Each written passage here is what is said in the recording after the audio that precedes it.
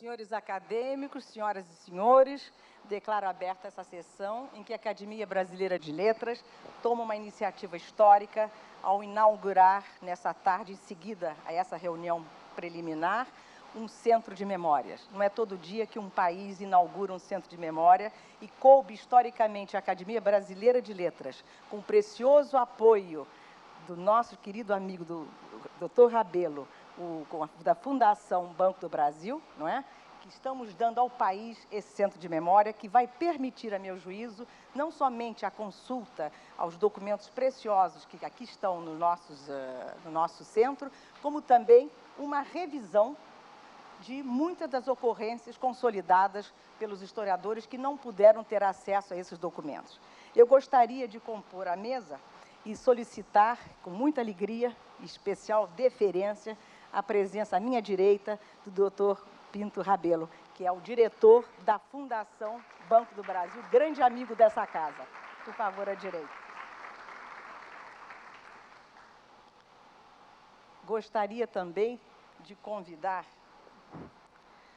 o diretor do Centro Cultural do Banco do Brasil, o senhor Cláudio de Castro Vasconcelos, para tomar aqui à minha esquerda, por favor, também representando esse grande banco.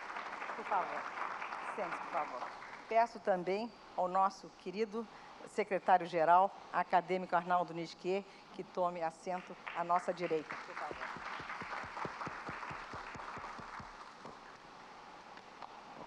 Eu tenho a impressão que, no momento, podemos, então, por favor, sente-se.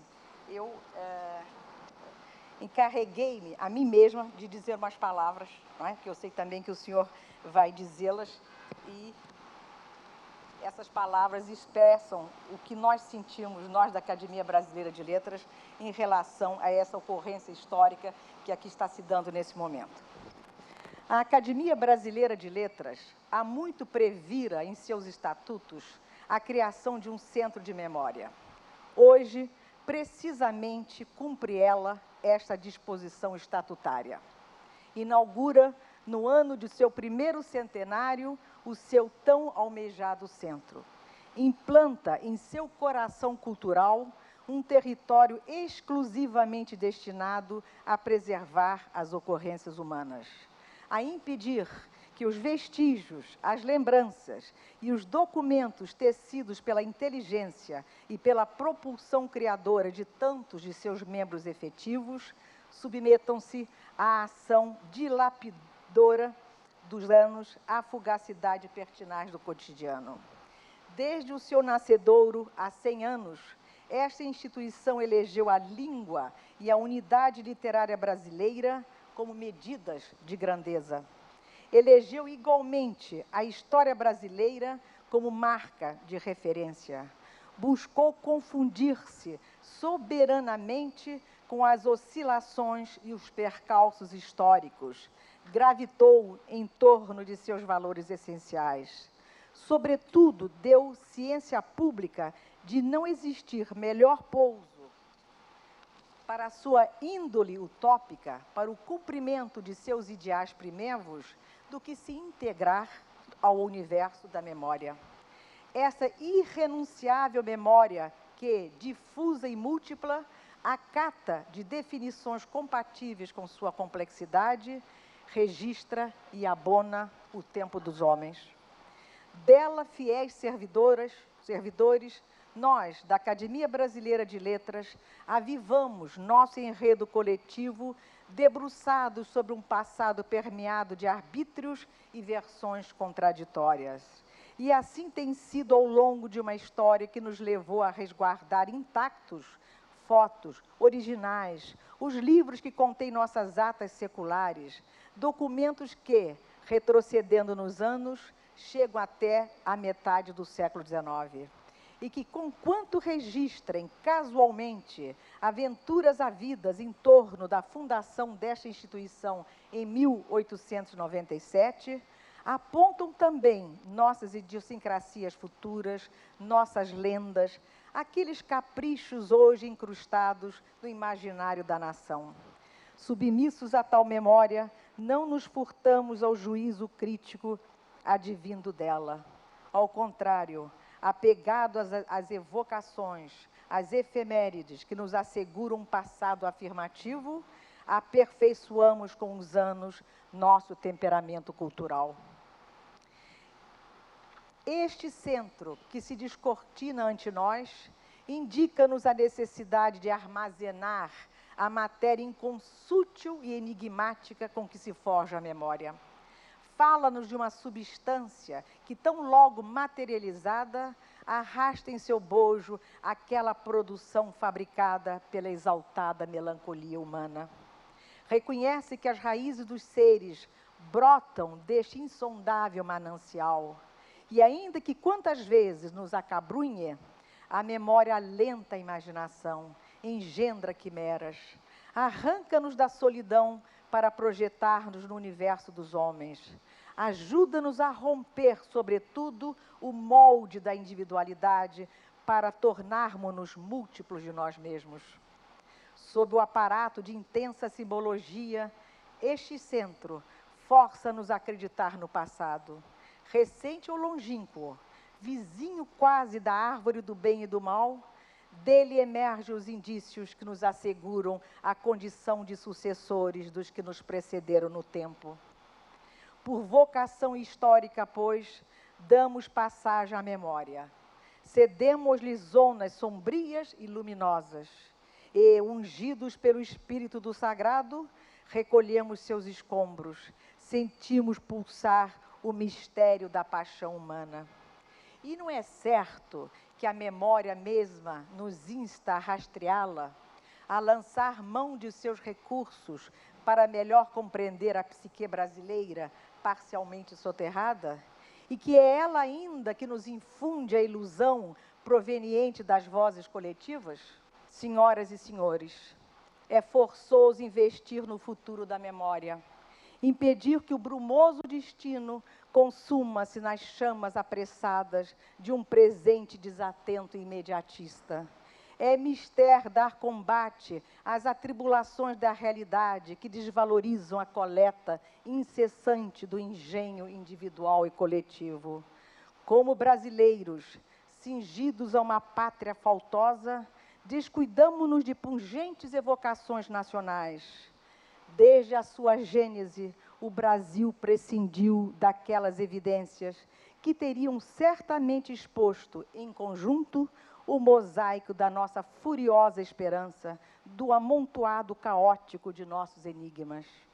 Esta sociedade negligente confiou que a salvaguarda da memória nacional se daria unicamente por meio dos artifícios inquietantes e sedutores do universo do inconsciente, do imaginário coletivo, da cartografia dos sentimentos, para com elas erigir o edifício da sua memória tangível. Esquecidos, então, de custodiar o mundo documental, o patrimônio histórico, as mais preciosas reservas artísticas da nação. A Academia Brasileira de Letras opõe-se, contudo, à desesperança e confessa que nunca esteve sozinha em seus sonhos acalentadores. Para tanto contou, desde que decidiu fundar este centro de memória, com o inestimável apoio da Fundação Banco do Brasil, uma instituição à frente sempre das mais belas iniciativas culturais, com quem logo estabeleceu uma nobre, elegante e magnânima aliança. Uma parceria que, para orgulho nosso, iniciou-se numa tarde desmedidamente chuvosa do mês de abril em Brasília. Graças à compreensão, à afabilidade, à lucidez do Dr. João Pinto Rabelo, diretor executivo da Fundação Banco do Brasil. Um homem a cuja presteza e visão progressista devemos sua imediata adesão ao projeto, e que em nenhum momento tentou reduzir as dimensões do sonho que lhe estava sendo então proposto. Ao longo de nosso fecundo convívio, coube-lhe sempre antecipar-se à história que ambos íamos forjando. É-me grato registrar, comovida, nossa gratidão ao Dr. João Pinto Rabelo, à sua competente equipe, à Fundação Banco do Brasil, cujo setor cultural ele preside. Estou certa de que essa feliz parceria, que tantos frutos deu, há de prosseguir nos anos vindouros. E multiplica-se ainda mais nossa alegria por ser esta uma fundação vinculada ao Banco do Brasil, instituição que, fundada pelo príncipe regente, precedeu a independência do Brasil. Não sendo ela, pois, meramente uma associação fiduciária, mas, sobretudo, uma fonte de bem-estar social. Graças a este precioso apoio cultural, estamos dotados com os recursos que a moderna tecnologia assegura para a guarda, conservação e difusão de nosso acervo. E podemos agora oferecer aos senhores acadêmicos e ao público especializado um patrimônio composto basicamente de documentos textuais, iconográficos, fotográficos relacionados com a história da academia. Dar-lhes acesso a materiais impressos e audiovisuais, abrigados em salas e cabines ambientadas para esse fim, dotadas todas de equipamentos avançados, incluindo o acesso à internet. Por ao alcance de todos, o banco de dados que detém principalmente informações sobre escritores de língua portuguesa e suas obras, assim como o acervo e os espaços museológicos da instituição, que deverão estar, certamente, sob a sua responsabilidade. Este centro de memória nasce também sob a guarda e os cuidados de uma primorosa guia, de alguém que não mediu esforços, não economizou sonhos, talento, devoção exemplar para pôr em marcha o que precisava existir, sair da sombra para ganhar plenitude. Maria Eugênia Stein é esta mulher, que pelo seu trabalho admirável associa-se para sempre à memória de nosso centro. Agradeço-lhe enternecida seu generoso empenho. A este agradecimento juntam-se os nomes de outros fiéis e devotados servidores a esta causa do Espírito. Dr. José Carlos de Araújo, nosso administrador, senhor Sérgio Conde de Albite Silva, senhor Paulino de Souza Cardoso, senhora Joana Cardoso da Silva, que aqui está há mais de 20 anos, zelosa, diligente, cumpridora. Senhora Luciene Batista de Carvalho, também igualmente aqui está nessa casa, é íntima dos nossos papéis, portanto, da nossa memória. Muito obrigada, pois. Senhoras e senhores, as memórias deste dia feliz repousam agora em nós. Aguardam que as decantemos lentamente. Afinal, somos os únicos a responder por elas, a assegurar-lhes por mais tempo sua permanência na Terra. Muito obrigada.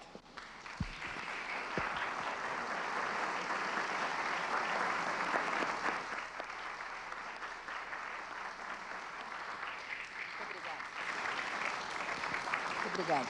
Eu tenho o prazer de convocar à nossa mesa o querido amigo reitor Paulo Alcântara, por favor.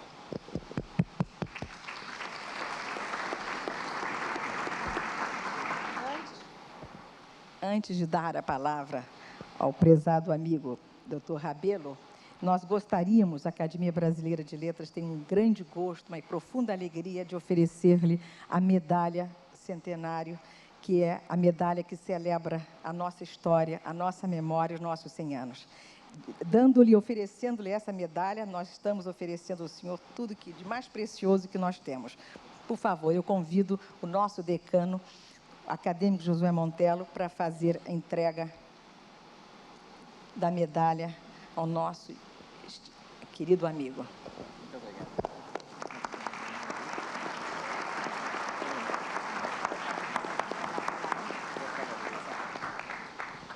Por favor, tem a palavra, doutor Rabelo, por favor. Doutora Nélida Pion, presidente da Academia Brasileira de Letras, senhores acadêmicos, senhor reitor da universidade, nosso amigo Cláudio, dirigente do Centro Cultural Banco do Brasil, no Rio de Janeiro, senhoras e senhores, desejamos emocionados agradecer a deferência que a Casa de Inteligência Brasileira nos oferece à nossa Casa Banco do Brasil. Estamos habituados, senhores acadêmicos, ao longo da vida da nação, nós do Banco do Brasil, a nos emocionar com as coisas que fazem a história, a beleza, os sonhos e a própria audácia desse povo e dessa gente. Habituamos a ler as suas obras, a sua inteligência, a participar das suas virtudes e dos seus ideais. Todos nós, cidadãos da pátria, de algum modo lemos e conhecemos um pouco dos senhores pensam, dos que os senhores nos ajudam a formar na juventude e no nosso povo, para que tenhamos a coragem de superar as nossas limitações, sonhar os nossos sonhos e lutar contra as nossas dificuldades. Tenho a impressão que o Brasil vive um momento excepcional, porque nós temos homens inteligentes que colocam nos papéis e nos documentos aquilo que desejam para um país que sonha. E o Brasil, que foi sempre um país de sonhos, realiza, ao nosso ver, no momento em que vivemos, uns passos marcantes para que nós possamos efetivamente ver a história se construindo, se materializando e se fazendo. A Fundação Banco do Brasil e o Banco do Brasil se sentem profundamente honrados de poder colaborar nesse trabalho, em que se preserva a memória, em que se cultua a inteligência, em que se procura manter o trabalho grandioso, o trabalho dos senhores e daqueles que nos antecederam. Nós estamos presentes um pouco em toda a história do Brasil também, assim como a inteligência nacional, assim como a inteligência dos senhores. O Banco do Brasil teve o cuidado de estar presente lá na cultura modesta do homem do campo, lá na condição mais humilde do Nordeste do Brasil, ou no centro de inteligência mais avançado desse país gigantesco. Mas habituamos a estar presente para nos emocionar com as coisas. E é essa emoção que faz com que o Banco do Brasil esteja presente na cultura, e está honradamente presente aqui nessa tarde, para agradecer a deferência e para reafirmar o compromisso da nossa casa com a cultura e com a inteligência nacional. Aqui na Casa de Machado de Assis, portanto, nós estamos reafirmando o nosso compromisso de continuar sonhando, porque o objetivo ideal é sempre alguma coisa que deveremos colocar muito aquém das nossas possibilidades de alcançar. Para que sonhemos sempre, para que trabalhemos sempre, para que usemos sempre e para que a construção do futuro seja uma coisa perene, que nos induza a trabalhar para construir, para edificar. Esse ano, a Fundação Banco do Brasil procurou homenagear no seu projeto Memória o nosso poeta Castro Alves. Estamos circulando o Brasil inteiro, divulgando pelas escolas, para os estudantes, aquilo que foi a figura grandiosa do grandioso poeta da liberdade. A Academia Brasileira de Letras é o sonho da liberdade do pensamento dos senhores, da inteligência dos senhores. E nós, do Banco do Brasil, gostaríamos de homenageá-los nesse momento, dizendo do nosso compromisso de estarmos presentes em futuros eventos que essa casa achar por bem empreender. Aqui no Rio de Janeiro, preocupado com a cultura, o Banco do Brasil colocou a sua, queremos crer, desculpa-nos a imodéstia, a mais bela casa de cultura, depois da Academia Brasileira de Letras, naturalmente, o Centro Cultural Banco do Brasil, dirigido pelo nosso Cláudio. Com isso, nós procuramos dizer ao nosso povo quanto é importante preocupar-se com a cultura.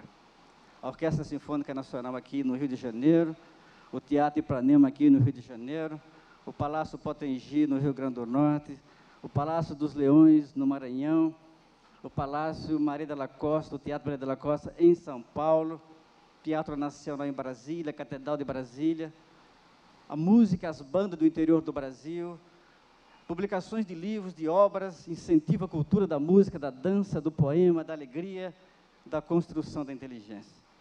O Banco do Brasil se faz presente em todos eles para dizer ao nosso povo que cultura é a emancipação da alma. E nós, nesse momento, relembramos, quando passamos por alguns documentos ali, vimos a primeira conta do senhor fundador desta Casa Machado de Assis, abrindo uma conta corrente no Banco do Brasil, que nós pedimos permissão para fotografar, para fazer parte da nossa memória e da nossa história. Assim, senhora presidente, quero aceitar a nossa homenagem, o nosso profundo respeito, a nossa admiração e o nosso carinho especialíssimo pela maneira grandiosa com que conduziu a Academia nesse seu centenário. Aos senhores membros dessa casa tão grandiosa que todos respeitamos, quero aceitar os nossos cumprimentos. Habituamos a ler. Os últimos acadêmicos que chegaram aqui nos permitam poder citar o nosso doutor Celso Fortana, que temos uma admiração especial. Lemos as suas obras todas, conhecemos todas as suas frases, porque aprendemos como ele a desejar que esse país evolua, cresça para o futuro da nossa gente e do nosso povo. Muito obrigado por essa tarde, muito obrigado por esse momento, muito obrigado pela oportunidade e aceite, por favor, a nossa modesta gratidão perene, da nossa casa o compromisso e o nosso desejo de estarmos sempre juntos, colaborando para que a cultura brasileira, nessa casa de que todos nos orgulhamos, possa ser a cada dia mais, depois que a primeira mulher passou na sua direção, marcadamente construiu a beleza que só as mulheres sabem e podem fazer. O CIAN da Academia, sem dúvida, que é o momento dos mais marcantes na história da cultura brasileira. Por isso, o nosso respeito, o nosso carinho e o nosso voto de saúde para todos. Muito obrigado.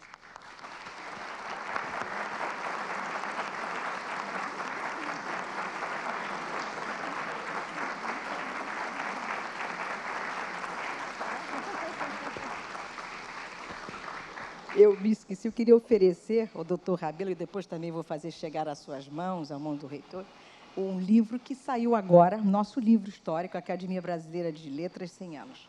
E depois vai receber os outros exemplares também. Eu não gostaria de encerrar sem registrar a presença de uma mulher que nós, por quem temos uma grande admiração e que tem tanto a ver com o que está acontecendo aqui, a professora Maria Ieda Linhares.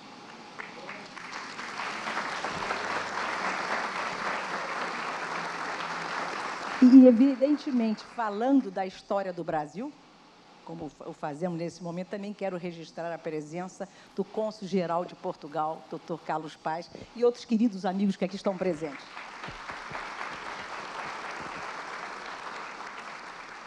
Vamos encerrar essa sessão. Quero agradecer muitíssimo a presença dos senhores acadêmicos, dos membros, ilustres membros da mesa, do querido público aqui presente, e convidá-los todos a atravessar esse pátio lindíssimo, que foi extraordinariamente armado pela imaginação, pela determinação do nosso acadêmico José Montelo. Vamos até o primeiro andar, e aí, então, seremos todos nós apresentados, introduzidos ao Centro da Memória, que, então, estará oficialmente inaugurado. Muito obrigada e subamos ali.